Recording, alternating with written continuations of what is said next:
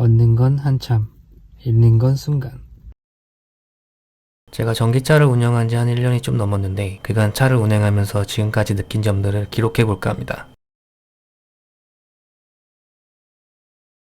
제가 전기차를 구매하기 전에는 모델3와 코나2를 재고 있었는데 제가 코나2를 구매하게 된 이유는 테슬라의 조립 마감이 내가 성에 찰까, 그래서 코나2를 구매하게 되었죠. 사실 시승 때부터 사실 마음에 안 드는 것들이 있긴 했었어요. 대방 시승센터로 갔었는데 첫 번째로 시승을 도와주시는 분이 제 운전 실력을 못 믿어 한다는 것이었어요. 장롱 면허나 운전을 잘 못하시는 분들도 차를 사러 올 수도 있을 것이다 라는 전제를 깔고 저를 대하시더라고요. 난 너를 잘 몰라, 브레이크 잘 작동할 수 있지? 약간 이런 느낌이죠. 그래서 내가 VIP라는 기분이 전혀 들지는 않는 거죠. 시승하는 동안 거의 대부분 차에 대한 설명보다는 전화 받기 바쁘셨던 기억이 나는 것 같아요. 통화가 끝나고 이게 무슨 기능이냐 물어봐도 잘 모르시고 타이어 공기압이 어디서 뜨냐 이게 물어봤는데 몰라. 그때는 내가 나름 시승해보고 마음에 들면 사야지 하는 생각으로 갔었던 터라 그냥 그러려니 했는데 이제 와서 생각해보니까 예전에 미니쿠퍼 시승할 때와는 정말 다른 대우가 되는 것 같아요. 차를 받고 한 달 후쯤에 전화상으로 연락이 옵니다. 불편한 점은 없으셨냐? 나 당연히 충전이 불편하지. 생각했던 것보다 너무 충전 속도가 느리다.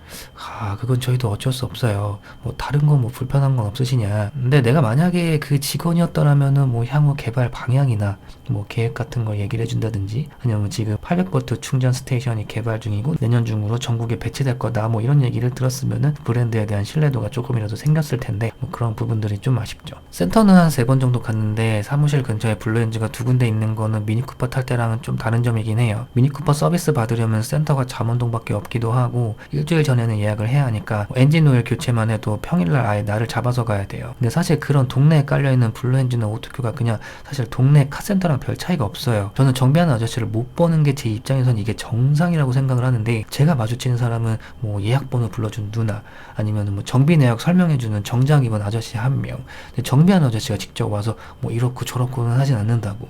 근데 동네 블루엔즈 자체가 좀 소규모니까 어쩔 수가 없는 거죠. 처음에 소프트웨어 업데이트하러 서교동 지점에 갔었는데 내 차에 뭘 했는지 제대로 설명을 잘 안 해줘요. 종이에 써있는 글씨를 봐도 잘 모르겠어. 그래서 물어봤죠. 뭐 업데이트한 거예요? 그 하이브리드 머시기 또 어이가 없었던 게 하나 있었는데 말도 없이 서교동 센터가 사라졌어요. 이래 해서 문을 닫게 되었다 문자라도 하나 주던가. 그래서 창청동 지점에서 리콜을 받았는데 또 그쪽에서는 또 어이가 없던 게 정비하는 아저씨가 나보고 전기차 좋냐고 편하냐고 물어봐요. 정비 아저씨가 전기차 라이프에 대한 지식이 없는 거예요. 그동안 한 17,000km 정도를 운행을 했고요. 저 같은 경우는 거의 매일 영등포에서 홍대로 왔다 갔다 대략 왕복 한 16km 정도를 운행을 했고 가끔 장거리를 뛰어요. 세종시라든지 홍천이라든지 충주, 마산. 예전이랑 좀 다른 게 있다면 아무래도 미니쿠퍼는 정속주행 기능밖에 없다 보니까 장거리를 뛰면은 졸려요. 잠을 충분히 자도 운전대만 잡으면은 졸려요. 신나는 노래를 틀어도 졸려요. 껌 씹으면서 졸아요. 어쩔 때는 지나가는 휴게소를 다 들러서 광주 내려간 적이 있었어요. 근데 또 그게 여의치 않을 때가 있거든요. 생각을 했죠. 과속을 하자. 과속을 하면 미니쿠퍼 특성상 졸릴 수가 없어요. 제가 힘에 부치거든요. 근데 지금 차는 오토파일럿 1단계니까 앞차 따라서 속도 조절도 해주고 차선도 완벽하진 않지만 어느 정도 읽어주고, 특히 막히는 고속도로에서는 그게 피로가 덜 하더라고요. 미세한 컨트롤은 알아서 해주니까. 그래서 보통은 2차선에 물려놓고 멍 때리면서 장거리를 다닙니다. 이제는 어느 시점에서 트래킹이 잘 풀리는지 좀 감이 와요. 장거리 운행이 있을 경우 미리 충전 계획을 세우고 다닙니다. 미리 전날 90% 이상 충전을 해놓고요. 다행히 집 근처에 공영주차장이 있고 거기에 고속충전기가 한 개가 있어요. 이게 진짜 다행인 거예요. 이거 아니었으면 전기차 산 걸 몇 날 며칠을 후회했겠지. 물려놓고 와서 집에 와서 쉬다가 알림 뜨면 가서 빼오고, 충전량 모자라다 싶으면 한 번 더 충전하고, 그리고 다음날 운행을 가는 거죠. 그럼 어지간해서 부산 찍을 수 있긴 한데 간당간당하니까 가는 길에 한 번 더 충전하고 오는 길에 널널하게 충전하면서 오고, 충전할 거 미리 생각해서 미리 좀 더 일찍 출발하고 전날 넷플릭스에 영화 몇 개 다운받아 놓고. 세종시 같은 경우는 완충해 놓으면 왕복 가능합니다. 90%에 출발하면 도착하면 20% 미만 정도 되고요. 집에 와서 한 40분 2번 충전 물리고, 거의 이 동네에서 저 혼자만 충전하는 것 같아요. 거의 다른 충전 차량은 마주친 적이 별로 없어요. 모델3 한번 보고 봉고 EV 영업용 차량 몇 번 보고, 늦었다고 조지면 배터리도 쭉쭉 답니다. 전에 한번 한번 세종시 가는데 늦어서 스포츠 모드 끄놨고 세라 밟았거든요. 도착하니까 원래는 50% 정도 남는데 한 30% 정도 남았더라고요. EV 카드를 발급받아서 그걸로 충전을 하는데요. 1년치 충전 비용을 보니까 대략 한 40만원 정도 듭니다. 예전에 비하면 충전 요금이 좀 비싸져갖고 뭐 그래도 예전보다 좀 많이 나오는 것 같아. 뭐 겨울철 항속거리 감소에 대해서 얘기할 게 있는데, 저는 겨울에 스키장을 가니까 왕복이 될까, 처음에는 얼마나 달릴지 모르니까 항속거리가 히터 틀 때 뭐 250km 갈 수 있으면은 뭐 히터 끄면 한 320km 정도 갈 수 있다고 뜹니다. 서울에서 홍천까지 한 100km 정도 되는데 히터 틀고 한 20% 정도 쓰고요. 도착하면 완속을 물려놔요. 한 4시간 정도 신나게 타고 차 빼고 오면은 다시 20% 차 있어요. 집에 도착해서 다시 20% 채우고요. 근데 이게 좀 불편한 게 주차를 시즌 보관하면서 한 2km 정도 떨어진 건물에다 주차를 해놔야 하니까 그만큼 또 걸어와야 하고 또 걸어가야 하는 게 단점이라면 단점이죠. 시즌 보관한 바로 앞에 충전기 있으면 개꿀인데 뭐 그래서 겨울이라고 뭐 그렇게 못하고 다닐 정도는 아니에요.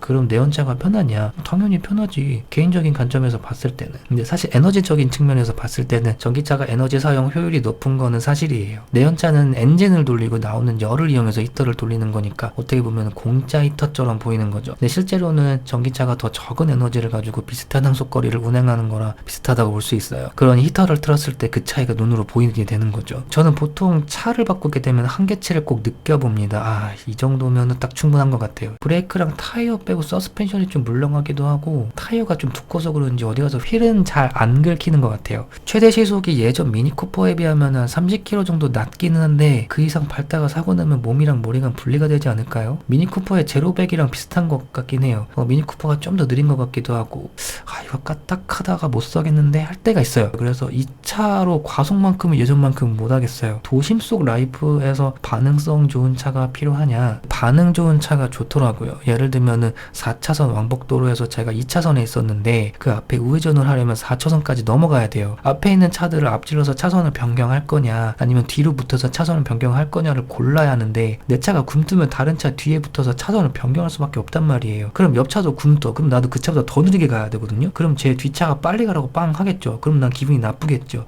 그래서 제가 미니쿠퍼 이후로 디젤을 못 타요. 차가 조용한 게 장점이 될 수도 있고 단점이 될 수도 있는 것 같아요. 장점이라면 차가 조용하니까 진동도 없고, 왜냐면 내연차는 왕복 피스톤 운동을 회전 운동으로 바꾸는 과정에서 엔진 기통수가 낮으면 낮을수록 그 특유의 떨림이 있단 말이에요. 근데 전기차는 회전 운동이 회전 운동으로 차가 움직이는 거니까 차에 진동이 있을 수가 없어요. 그래서 음악 듣기도 좋고, 단점이라면은 주변 사람들이 내 차가 있는지 없는지 잘 모른다는 거예요. 물론 인공 사운드가 출력되기는 한데 서울같이 백색 소음이 많은 곳에는 그 소리가 묻히기가 쉬워요. 그래서 제가 사람을 몇 번 칠 뻔한 적이 있어요.